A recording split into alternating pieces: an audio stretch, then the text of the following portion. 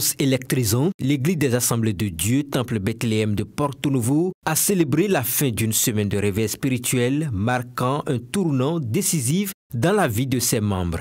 Pendant 7 jours, les fidèles se sont rassemblés quotidiennement pour des moments intenses de prière, de louange et de méditation sur le thème inspirant de progrès en progrès, guidé par le révérend Roch et le pasteur titulaire de l'église. Cette semaine, nous avons dû observer cette emphase spirituelle dans le cadre de l'édification de l'église. Permettre que les uns et les autres puissent retrouver les formes spirituelles. L'orateur invité du jour a captivé l'auditoire en prêchant la parole de Dieu sur le thème puissant « Parce que tu as fait cela ». La bénédiction ne réside pas dans la prière. La bénédiction ne réside pas dans les jeûnes.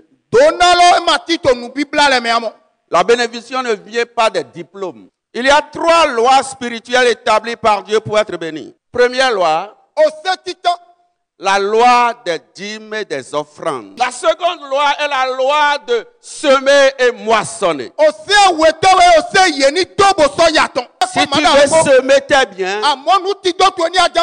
trouve les orphelins. Sème dans leur vie. Trouve les indigents. Sème dans leur vie. Trouve des serviteurs de Dieu. Sème dans leur vie.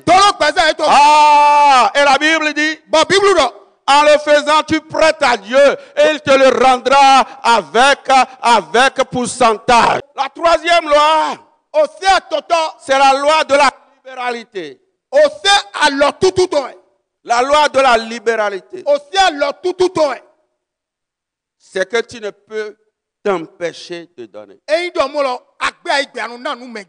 Ce dimanche, la communauté a clôturé cette semaine exceptionnelle par une célébration grandiose marquée par des chants enflammés et des danses effervescentes orchestrées par la chorale de l'église.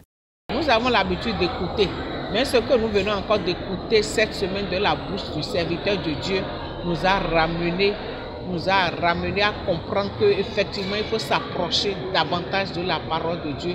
Il faut chercher à connaître cette parole au fond.